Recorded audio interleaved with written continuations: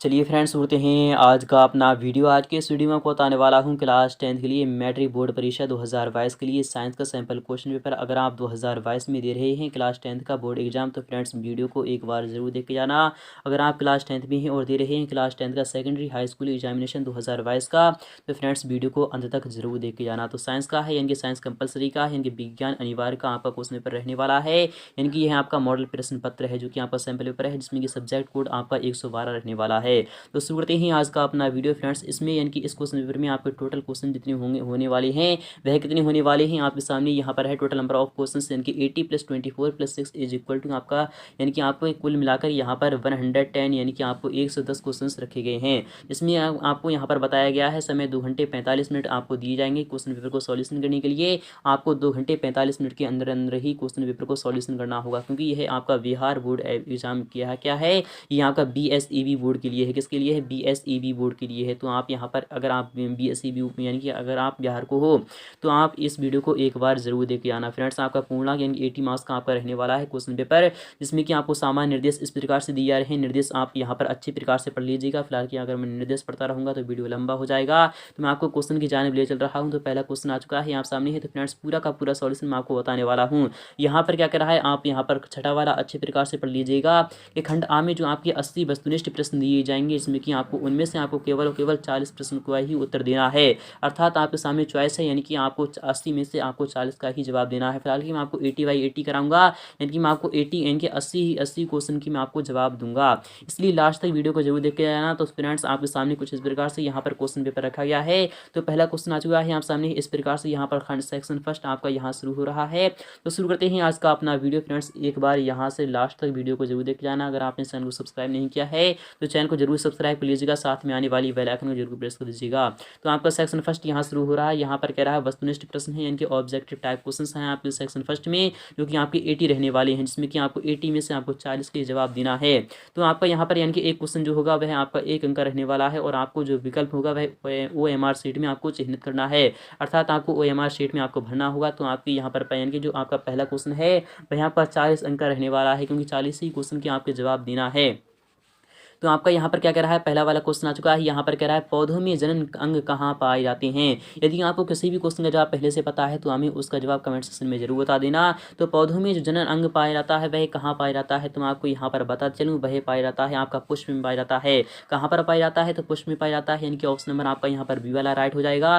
तो आपका यहाँ पर बी वाला ऑप्शन राइट हो चुका है। नेक्स्ट ईयर बात करें यहाँ पर सेकंड वाला, अगर आप इंग्लिश मीडियम की हो तो आप यहाँ पर इंग्लिश के क्वेश्चन भी दे सकते हो। यहाँ पर कह रहा है वेयर आर द रिप्रोडक्टिव यानी कि ऑर्गन्स फाउंड इन प्लांट्स, यानी कि क्या कहाँ पर पाया जाता है, तो आप यहाँ पर इन फ्लावर यानी कि क्या रख सकते हो, इन फ्लावर, यानी कि ऑप्शन नंबर आपका बी वाला लगा सकते हो। सेकंड वाले की बात करिए, यहाँ पर कह रहा है प्रकाश संश्लेषण की क्रिया होती है। तो हम जानते हैं जो प्रकाश संश्लेषण की जो क्रिया होती है वह कहाँ पर होती है, ना ही जंतुओं में होती है, ना ही कवकों में होती है, ना ही परजीवियों में होती है, बल्कि हरे पेड़ पौधों में क्या होती है, प्रकाश संश्लेषण की प्रक्रिया होती है, यानी कि ऑप्शन नंबर आपका यहाँ पर डी वाला राइट हो जाएगा। नेक्स्ट की बात करें तो फ्रेंड्स नेक्स्ट वाला क्वेश्चन भी यहाँ पे सामने आ चुका है। यहाँ पर किस प्रकार से कह रहा है, थर्ड वाला क्वेश्चन कुछ इस प्रकार से यहाँ पर कह रहा है प्रकाश संश्लेषण क्रिया में ऑक्सीजन किससे बाहर निकलता है, यानी कि किससे निकलता है, जल से निकलता है, ग्लूकोज से निकलता है, CO2 से निकलता है, या फिर डिक्टिया सोम से निकलता है। तो हम जानते हैं प्रकाश संश्लेषण की जो क्रिया होती है उसके जो ऑक्सीजन जो इनके जो निकलता है वह किससे बाहर निकलता है। तो आपका ऑप्शन नंबर पहला वाला यहाँ पर आ जाएगा, किससे निकलता है, जल से निकलता है। नेक्स्ट की बात नहीं, यहाँ पर नेक्स्ट वाला क्वेश्चन भी काफ़ी महत्वपूर्ण रखा गया है। इससे भी क्वेश्चन काफ़ी बार आ चुके हैं। यह आपके 2020 में भी यह एग्जाम आया था, और 2020 में आया था, और यह आपका 2022 में भी काफ़ी चांस है यानी कि इस क्वेश्चन के आने के। तो फ्रेंड्स यहाँ पर क्या कह रहा है, आपको देखना होगा जठर ग्रंथियाँ कहाँ पाई जाती हैं, क्या यकृत में पाई जाती हैं, या फिर आमाशय में, या फिर अग्नाशय में, या फिर मुँह में। तो हम जानते हैं जो यानी कि जठर ग्रंथियाँ होती हैं वह कहाँ पर पाई जाती हैं, तो आमाशय यानी कि स्टोमैक में पाई जाती हैं। ऑप्शन नंबर आपका बी वाला राइट हो जाएगा। नेक्स्ट ईयर बात है, नेक्स्ट वाला क्वेश्चन क्या कह रहा है, आपको देखना होगा और समझना होगा कि ग्लाइकोलिसिस की प्रक्रिया संपन्न होती है। तो यानी कि यहाँ पर क्या कह रहा है, the process of glycolysis takes place in, यानी कि कहाँ पर संपन्न होती है, स्टोमेटा में होती है, केंद्रक में होती है, फिर माइटोकॉन्ड्रिया में होती है, फिर कोशिका द्रव्य में होती है। तो हम जानते हैं साइटोप्लाज्म में होती है। किस में होती है, साइटोप्लाज्म यानी कि कोशिका द्रव्य में होती है। ग्लाइकोलिसिस की प्रक्रिया जो संपन्न होती है वह कोशिका द्रव्य में यानी कि साइटोप्लाज्म में होती है। ऑप्शन नंबर आपका यहाँ पर डी वाला राइट हो जाएगा। नेक्स्ट की बात करें यहाँ पर छठा वाला क्वेश्चन भी काफी महत्वपूर्ण। यहाँ पर क्या कह रहा है, आपको देखना होगा इथाइल एल्कोहल किस प्रकार के शोषण से बनता है? तो हम जानते हैं इथाइल एल्कोहल क्या होता है, जिसमें वायवीय अर्थात जिसमें क्या होता है, जिसमें वायु की आवश्यकता होती है, जो कि वायु की उपस्थिति में होता है। अवायवीय क्या होता है, जिसमें जो कि इनके क्या होता है, अवायवीय क्या होता है, तो हम जानते हैं अवायवीय जो होता है उसमें इनके वायु की क्या होती है, इनकी अनुपस्थिति होती है। इथाइल एल्कोहल किस प्रकार से शोषण से बनता है? तो आपको इसका जवाब कमेंट सेक्शन में देना होगा। यह आपका काफ़ी महत्वपूर्ण क्वेश्चन है, यह आपके एग्जाम में आने के 2022 में एग्जाम की इनके एग्जाम में आने के काफ़ी चांस है, इसलिए आपको इसका जवाब कमेंट सेक्शन में बताना होगा। नेक्स्ट की बात है 7वां क्वेश्चन भी काफ़ी महत्वपूर्ण, यहाँ पर कह रहा है सबसे छोटी अंतःस्रावी ग्रंथि कौन सी होती है? तो मैं आपको यहाँ पर एक ट्रिक्स बता रहा हूँ, यानी क्या बता रहा हूँ, मैं आपको यहाँ पर एक टिप्स दे रहा हूँ एंड क्या दे रहा हूँ, आप यहाँ पर समझ सकते हैं कि जिसे हम मास्टर ग्रंथि कहते हैं, मास्टर ग्लैंड कहते हैं, उसी को हम कहाँ क्या कहते हैं, सबसे छोटी अंतःस्रावी ग्रंथि भी उसी को कहते हैं। तो वह कौन सी होती है? वह पिट्यूटरी ग्लैंड होती है। कौन सी होती है? पिट्यूटरी ग्लैंड होती है, इनकी पीयूष ग्रंथि होती है। इनके ऑप्शन नंबर आपका यहाँ पर बी वाला राइट हो जाएगा। तो आई होप आपको समझ में आ रहा होगा। अगर यहाँ पर 8वें क्वेश्चन की बात करें, यहाँ पर कह रहा है क्वेश्चन नंबर 8 भी काफ़ी महत्वपूर्ण है। यहाँ पर इससे भी आपके एग्जाम में क्वेश्चन बन सकते हैं कि पौधों के वायवीय भागों में इनके भागों से जल के ह्रास की क्रिया क्या कहलाती है? विसरण कहलाती है, वाष्पोत्सर्जन कहलाती है, परागण या फिर निषेचन? तो हम जानते हैं वाष्पोत्सर्जन कहलाती है। क्या कहलाती है? ट्रांसपायरेशन कहलाती है, ट्रांसपायरेशन कहलाती है। ऑप्शन नंबर आपका बी वाला राइट हो जाएगा। और यहाँ पर 9वें क्वेश्चन की बात करें, क्वेश्चन नंबर 9 भी काफ़ी महत्वपूर्ण होने वाला है। यहाँ पर कह रहा है घेंगा रोग पनपता है। घेंगा रोग कहाँ पर पनपता है? रक्त की कमी से पनपता है, फिर चीनी की कमी से पनपता है, या फिर आयोडीन की कमी से पनपता है, या फिर मोटापा से पनपता है? तो हम जानते हैं जो घेंगा रोग जो होता है, इनके क्या होता है, घेंगा रोग अर्थात क्या होता है, गले का फूलना। तो वह किसकी कमी से होता है? तो वह आयोडीन की कमी से होता है। किससे होता है? आयोडीन की कमी से होता है। यानी कि ऑप्शन नंबर आपका यहाँ पर सी वाला राइट हो जाएगा। यानी कि नेक्स्ट वाली अगर बात करें, 10वां क्वेश्चन भी काफी महत्वपूर्ण रखा गया है। यहाँ पर 10वां क्वेश्चन क्या कह रहा है, रक्त में यानी कि रक्त में जो आपका ब्लड जो होता है उसमें हल्के पीले रंग के चिपचिपे द्रव्य को हम क्या कहते हैं? प्लाज्मा कहते हैं, लिम्फ कहते हैं, सीरम कहते हैं, फिर सफेद रक्त कणिकाएं यानी कि श्वेत रक्त कणिकाएं अर्थात क्या होती है, इनके व्हाइट ब्लड कॉर्पसेस। तो आपको यहाँ पर क्या आ जाएगा, रक्त में जो हल्के पीले रंग के जो चिपचिपे द्रव्य को कहते हैं तो उसे हम प्लाज्मा कहते हैं। क्या कहते हैं? प्लाज्मा कहते हैं। यानी कि ऑप्शन नंबर आपका पहला वाला यहाँ पर आ जाएगा। तो फ्रेंड्स आज को यहाँ सामने ही क्वेश्चन 11 भी काफ़ी महत्वपूर्ण रखा गया है। इससे भी आपके एग्जाम में क्वेश्चन काफ़ी बार आ चुके हैं और यह भी आपके एग्जाम में 2022 के लिए काफ़ी महत्वपूर्ण होने वाला है। यहाँ पर कह रहा है रक्तचाप मापने के उपकरण को हम क्या कहते हैं? यानी कि ऐसा यंत्र जो कि रक्तचाप को मापता है उसे हम क्या कहते हैं? यानी क्या कहते हैं? स्टेथोस्कोप कहते हैं, फिर एमीटर कहते हैं, फिर लैक्टोमीटर कहते हैं, या फिर स्फिग्नोमैनोमीटर कहते हैं। तो आपका विकल्प यहाँ पर डी वाला सही हो जाएगा। यानी कि स्फिग्नोमैनोमीटर अर्थात ऑप्शन नंबर आपका डी वाला यहाँ पर राइट हो जाएगा। और यहाँ पर तीनों विकल्प जो दिए जा रहे हैं, यानी कि स्टेथोस्कोप क्या मापता है और एमीटर क्या मापता है, तो जो कि आपका विद्युत धारा मापता है, लैक्टोमीटर क्या मापता है, आपको इन सब की जवाब आपको कमेंट सेक्शन में देना होगा ताकि आपकी अच्छी तरीके से प्रैक्टिस हो पाए। नेक्स्ट ईयर बात करें, क्वेश्चन 12 भी काफ़ी महत्वपूर्ण होने वाला है।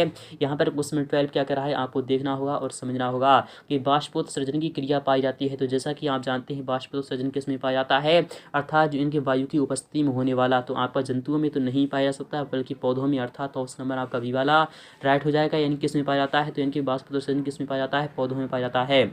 ऑप्शन नंबर आपका यहाँ पर बी वाला राइट हो जाएगा। नेक्स्ट ईयर बात करें, नेक्स्ट वाला क्वेश्चन भी काफी महत्वपूर्ण होने वाला है। क्वेश्चन 13 क्या कह रहा है, निम्नलिखित में से किसमें खुला परिसंचरण तंत्र पाया जाता है? ऊँट में पाया जाता है, घोड़ा में पाया जाता है, तिलचट्टा में, या फिर मानव में? तो हम जानते हैं कि किसमें खुला परिसंचरण तंत्र पाया जाता है, तो वह पाया जाता है तिलचट्टा में पाया जाता है। इनके ऑप्शन नंबर आपका यहाँ पर सी वाला राइट हो जाएगा। नेक्स्ट ईयर बात नहीं, क्वेश्चन 14 भी काफ़ी महत्वपूर्ण होने वाला है। यहाँ पर क्या कह रहा है आपको देखना है और यहाँ पर समझना है कि व्हाट इज ब्लड अर्थात क्या है, रक्त क्या है, इनके क्या है, इनके खून जो होता है, इनके रक्त जो होता है वह क्या है, क्या पदार्थ है, या फिर ऊतक है, फिर कोशिका है, फिर इनमें से कोई नहीं? तो हम जानते हैं रक्त जो होता है वह कोशिकाओं से मिलकर बनता है, अर्थात कोशिकाओं से मिलकर बनता है ऊतक। यानी कि ऑप्शन नंबर आपका बी वाला राइट हो जाएगा। नेक्स्ट ईयर बात है, नेक्स्ट वाला क्वेश्चन भी आपका काफी महत्वपूर्ण है। क्वेश्चन 15 क्या कर रहा है आपको देखना होगा कि मूत्र का पीला रंग जो होता है वह किस वर्णक यानी कि वर्णक के कारण होता है? ल्यूकोप्लास्ट के कारण होता है, या फिर आपका क्लोरोप्लास्ट की, या फिर यूरोक्रॉम की, या फिर क्रोमोप्लास्ट के कारण? तो हम जानते हैं इनकी मूत्र का जो पीला रंग होता है वह किस वर्णक के कारण होता है? तो वह होता है यूरोक्रॉम के कारण। किसके कारण होता है? यूरोक्रॉम। यानी कि ऑप्शन नंबर आपको यहाँ पर सी वाला राइट हो जाएगा। क्रोमोप्लास्ट से क्या होता है और क्लोरोप्लास्ट से क्या होता है? जो कि हरित यानी कि हरे पेड़ पौधे होते हैं उसमें जो यानी कि जो क्रिया होती है प्रकाश संश्लेषण की, उसमें हरित लवक यानी कि क्लोरोप्लास्ट जो काम में आता है तो वह होता है। तो आपको यहाँ पर ये भी ध्यान में रखना है। क्वेश्चन 16 की बात करें, क्वेश्चन 16 भी काफी महत्वपूर्ण होने वाला है। यहाँ पर कह रहा है निम्नलिखित में से कौन एक उभयलिंगी जंतु है? तो आपको क्या बताना है? उभयलिंगी जंतु बताना है। कौन सा है? इनके आपका क्या कह रहा है? हाथी है, गाय है, या फिर कुत्ता है, या फिर केंचुआ है? तो हम जानते हैं उभयलिंगी अर्थात एक लिंग वाला क्या होता है, तो वह क्या होता है? इनके क्या होता है? केंचुआ होता है। क्या होता है? केंचुआ होता है। सर दोस्तों यहाँ पर उभयलिंगी है तो उभयलिंगी आपको बताना है, यानी कि इसमें कोई भी पता ना चले तो उसे हम केंचुआ कहते हैं। इनके ऑप्शन नंबर आपका यहाँ पर द वाला अर्थात डी वाला ऑप्शन आपका यहाँ पर राइट हो चुका है। क्वेश्चन 17 की अगर बात करें, क्वेश्चन 17 क्या कर रहा है? आपको देखना होगा कि यूरिया रक्त में कहाँ से प्रवेश करती है? वृक्क से, फेफड़ा से, या फिर यकृत से, या फिर इनमें से कोई नहीं। तो यूरिया जो होती है वह रक्त में कहाँ से प्रवेश करती है? तो वृक्क से करती है, या फिर यकृत से, या फिर फेफड़ा से, या फिर आपका यकृत से। तो आपको इसका जवाब कमेंट सेक्शन में देना होगा। तो काफ़ी महत्वपूर्ण है। तो आपका विकल्प यहाँ पर ए वाले या फिर आपका यहाँ पर सी वाला, इसमें से कौन सा होगा? तो आपको कमेंट सेक्शन में इसका जवाब देना होगा। क्वेश्चन 18 की बात करें, यहाँ पर क्या कराए आपको देखना होगा। जैव आवर्धन प्रदर्शित करने वाला रसायन क्या कहलाता है? तो वह कहलाता है डीडीटी। क्या कहलाता है? डीडीटी कहलाता है। इसकी फुल फॉर्म आपको बताना होगी। क्वेश्चन 19 की बात करें, क्वेश्चन 19 क्या कह रहा है? निम्नलिखित में से कौन एक प्राथमिक उपभोक्ता होता है? तो प्राथमिक उपभोक्ता कौन होता है? यानी प्राइमरी कंज्यूमर कौन होता है? तो वह होता है शाकाहारी। कौन होता है? शाकाहारी होता है। इनके हर्बी वर्स होता है। इनके ऑप्शन नंबर आपका बी वाला राइट हो जाएगा। आई होप आपको समझ में आ रहा होगा। क्वेश्चन अगर यहाँ पर 20 की बात करें, क्वेश्चन 20 क्या कह रहा है? आपको देखना होगा निम्नलिखित में से कौन एक भूमिगत जल का उदाहरण है? यानी कि अंडरग्राउंड वाटर का कौन सा एक एग्जाम्पल है? तो आपको बताना होगा। तो यहाँ पर क्या कुआं है, या फिर नदी है, या फिर समुद्र है, या फिर तालाब है? तो हम जानते हैं कुआं ही एक ऐसा यहाँ पर एग्जाम्पल दिया जा रहा है जो कि भूमिगत जल का एक उदाहरण है। यानी कि ऑप्शन नंबर आपका यहाँ पर पहला वाला ही राइट हो जाएगा। और यहाँ पर क्वेश्चन नंबर 21 की बात करें, यहाँ पर क्वेश्चन 21 क्या कर रहा है? आपको देखना होगा। प्राकृतिक चुनाव द्वारा जीवों का विकास कहलाता है मेंडल, यानी कि मेंडलवाद कहलाता है, लैमार्कवाद कहलाता है, डार्विनवाद कहलाता है, सूक्ष्म विकास कहलाता है। तो आपका विकल्प यहाँ पर सी वाला राइट हो जाएगा, यानी डार्विनवाद कहलाता है, अर्थात ऑप्शन नंबर आपका सी वाला यहाँ पर राइट हो चुका है। क्वेश्चन नंबर 22 की अगर बात करें, हरे पौधे कहलाते हैं। तो हरे पौधे क्या कहलाते हैं? उपभोक्ता, या फिर आपका अपघटक, या फिर उत्पादक, या फिर इनमें से कोई नहीं। तो हम जानते हैं प्रोड्यूसर, यानी कि क्या कहलाते हैं? उत्पादक कहलाते हैं। ऑप्शन नंबर आपका यहाँ पर सी वाला राइट हो जाएगा। नेक्स्ट ईयर बात करें, क्वेश्चन नंबर 23 भी काफी महत्वपूर्ण होने वाला है। यहाँ पर कह रहा है अंडोत्सर्ग का कारण है एलएच है, एंट्रोजन है। तो आपका विकल्प पहला वाला ही राइट हो जाएगा, एलएच होता है। इसकी फुल फॉर्म आपको कमेंट सेक्शन में लिखना होगी। नेक्स्ट ईयर बात करें, यहाँ पर कह रहा है क्वेश्चन 24 में क्या कह रहा है? लैंगरहैंस की द्वीपिकाएं कहाँ पाई जाती हैं? अंडाशय में, आमाशय में, अग्नाशय में, या फिर वृक्क में? तो इनकी लैंगरहैंस की द्वीपिकाएं कहाँ पाई जाती हैं? अंडाशय में, अग्नाशय में, आमाशय में, वृक्क में? तो आपको इसका भी जवाब कमेंट सेक्शन में लिखना होगा। तो काफी महत्वपूर्ण है, इसके जवाब आपको कमेंट सेक्शन में लिखना होगा। अगर यहाँ पर क्वेश्चन 25 की बात करें, यहाँ पर कह रहा है थायरॉक्सिन हार्मोन के संश्लेषण में निम्नलिखित में से किसका होना आवश्यक होता है? तो किसका होता है? आयोडीन का होना आवश्यक होता है, क्योंकि थायराइड जो ग्लैंड होती है तो वह आयोडीन की कमी से ही, यानी कि आयोडीन की ही कारण होती है। तो आपको यहाँ पर पूरा का पूरा ध्यान में रखना है। अगर यहाँ पर बात करें क्वेश्चन 26 की, यहाँ पर क्या है? निश्चल, यानी कि निश्चल कणिकाएं पाई जाती हैं नेफ्रॉन में, न्यूक्लियस में, या फिर न्यूरॉन में, या फिर इनमें से कोई नहीं। तो किसमें पाई जाती हैं? किसमें पाई जाती हैं? कि नेफ्रॉन में, या फिर आपका न्यूरॉन में। तो आपका जो विकल्प होगा वह ए वाला राइट हो जाना चाहिए। नेक्स्ट ईयर बात में यहाँ पर क्या करा है? आपको देखना होगा कि मानव मस्तिष्क का वजन कितना होता है? तो मानव मस्तिष्क का जो वजन होता है वह कितना होता है? 1.4 किलोग्राम होता है। इनके ऑप्शन नंबर आपका यानी कि सी वाला राइट हो जाएगा। और यहाँ पर नेक्स्ट की बात नहीं, क्वेश्चन 28 की अगर बात करें, यहाँ पर क्या करा है? आपको देखना होगा और समझना होगा। निकट दृष्टि दोष और अथवा दूर दृष्टि दोष के निवारण हेतु प्रयुक्त लेंस द्वारा बना प्रतिबिंब होता है वास्तविक और सीधा होता है, काल्पनिक सीधा होता है, काल्पनिक उल्टा होता है, वास्तविक और उल्टा होता है। तो हम जानते हैं वास्तविक और उल्टा होता है। ऑप्शन नंबर आपका यहाँ पर डी वाला राइट हो जाएगा। नेक्स्ट ईयर बात करें, यहाँ पर क्वेश्चन 29 क्या कह रहा है? आपको देखना होगा कि साइडर मिरर के रूप में निम्नलिखित में से कौन प्रयुक्त होता है? तो साइडर मिरर के रूप में जो होता है वह कौन सा होता है? उत्तल दर्पण होता है। ऑप्शन नंबर आपका पहला वाला ही राइट हो जाएगा। अगर यहाँ पर बात करें क्वेश्चन 30 यानी कि 30 की, अवतल लेंस द्वारा बना प्रतिबिंब होता है आभासी होता है, सीधा होता है, छोटा होता है, इनमें से सभी, यानी कि ऑप्शन नंबर आपका डी वाला राइट हो जाएगा। क्योंकि आभास यानी कि अवतल लेंस है, अगर यहाँ पर अवतल दर्पण होता तो आपका सभी इसका अपोजिट हो जाता। और यहाँ पर क्वेश्चन 31 की बात ने यहाँ पर कराए ऊर्जा का ऐसा ही मात्रक क्या होता है? तो हम जानते हैं ऊर्जा का ऐसा ही मात्रक जो होता है वह जूल होता है। और जूल प्रति सेकंड किसका होता है? पावर का होता है। यहाँ पर जूल प्रति सेकंड स्क्वायर होता है, वह किसका होता है? और इनमें से कोई नहीं। तो यह आपको कमेंट सेक्शन में लिखना होगा। और यहाँ पर 32 क्वेश्चन नंबर की बात नहीं, यानी आकाश का नीला रंग जो होता है वह होना किस परिघटना का परिणाम होता है। तो प्रकाश के प्रकीर्णन के कारण इनके जो होता है वह आकाश का रंग जो होता है वह नीला प्रतीत होता है।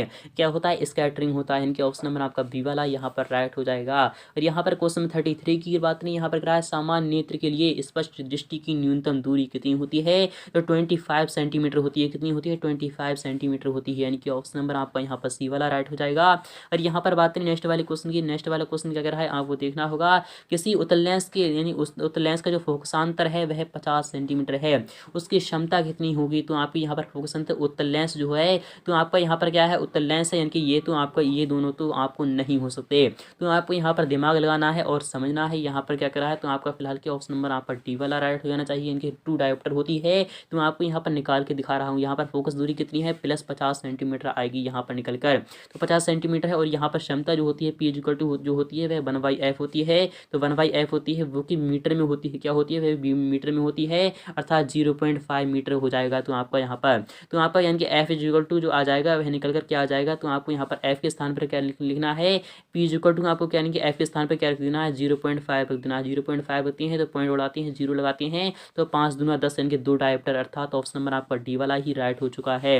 नेक्स्ट ये बात करें, यहाँ पर नेक्स्ट वाला क्वेश्चन क्या कह रहा है, क्वेश्चन 35 भी एक काफ़ी ही महत्वपूर्ण क्वेश्चन रखा गया है। एक प्रिज्म कितनी सतहों से घिरा रहता है, 2, 3, 4 या फिर 5। तो एक प्रिज्म जो होता है वह कितनी सतहों से इनकी कितनी सतहों से घिरा रहता है। तो हम जानते हैं ऊपर यानी कि इधर से होता है, इधर से होता है, इधर से होता है और नीचे से होता है। तो वह 4 सतहों से घिरा रहता है, किसने 5 सतहों से घिरा रहता है। तो आपका विकल्प जो हो जाएगा तो वह आपका डी वाला होगा या फिर आपका यहाँ पर सी वाला होगा। तो आपको इन दोनों यानी कि इन तीन दोनों में से ही आपको इसका जवाब कमेंट सेक्शन में लिखना होगा। काफ़ी महत्वपूर्ण है।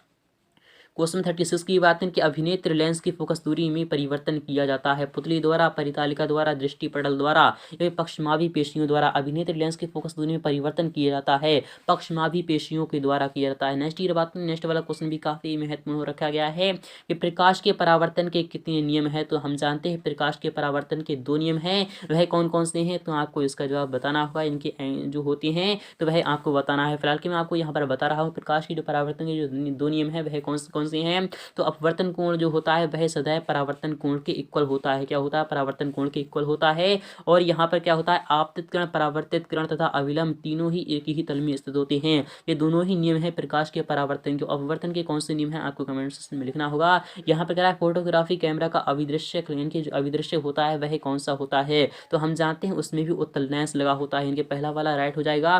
नेक्स्ट ये बात करें क्वेश्चन 39 क्या कह रहा है, एक यानी कि यदि एक किरण अवतल दर्पण यानी अवतल दर्पण पर लंबवत आपतित हो तो परावर्तन के बाद किरण किस बिंदु से गुजरेगी। यहाँ पे क्या, एक किरण जो है वह अवतल दर्पण पर लंबवत आपतित हो, यानी लंबवत आपतित, अर्थात अवतल दर्पण क्या होता है वह इस प्रकार से बनता है। अवतल दर्पण जो होता है वह इस प्रकार से बनता है, मैंने यहाँ पर बता दिया है। और यहाँ पर लंब आपतित हो, क्या हो, तो लंब आपतित हो, अर्थात डायरेक्टली हो। तो लंब आपतित हो तो परावर्तन के बाद किरण किस बिंदु से गुजरेगी। तो आपको इसका जवाब कमेंट सेक्शन में लिखना होगा। काफी महत्वपूर्ण, बकरा केंद्र से गुजरेगी या फिर फोकस से गुजरेगी या फिर ध्रुव से या फिर इनमें से कोई नहीं। तो आपका विकल्प जो हो जाएगा वह बी वाला होगा या फिर सी वाला। आपको इसका जवाब कमेंट सेक्शन में लिखना होगा। और यहाँ पर क्वेश्चन 40 की बात करें, यहाँ पर कह यदि एक प्रिज्म से एक वर्णी किरण गुजरे तो इसका यानी कि इसका नहीं होगा, अपवर्तन नहीं होगा या फिर वर्ण विक्षेपण नहीं होगा या फिर विचलन नहीं होगा या फिर इनमें से कोई नहीं। इसका भी जवाब आपको कमेंट सेक्शन में लिखना होगा। क्वेश्चन 41 की अगर बात करें, यहाँ पर इस प्रकार से देखते हैं। क्वेश्चन 41 भी काफी महत्वपूर्ण होने वाला है। फिलहाल कि इसका जवाब मैं आपको नेक्स्ट पार्ट में बताऊंगा। फिलहाल फ्रेंड्स मिलते हैं।